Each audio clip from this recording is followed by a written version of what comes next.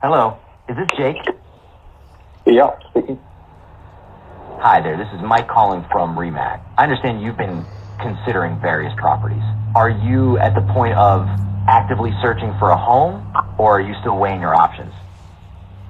I'm just browsing right now. That's understandable.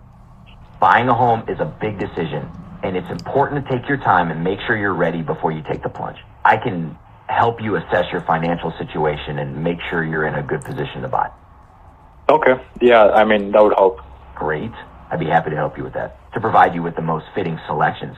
Could I ask what type of property you're primarily interested in? For instance, are we focusing on condos, townhouses, or detached homes?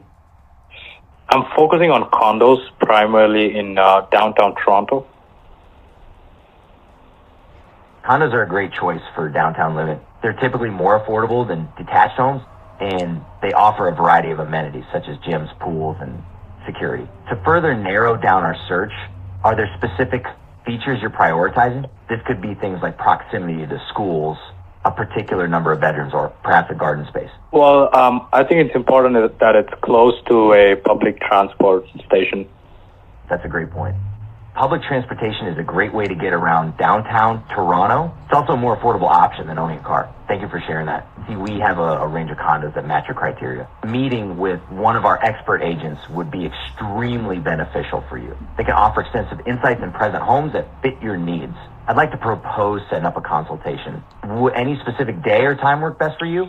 Yeah, I think Wednesday, 10 a.m. would work the best.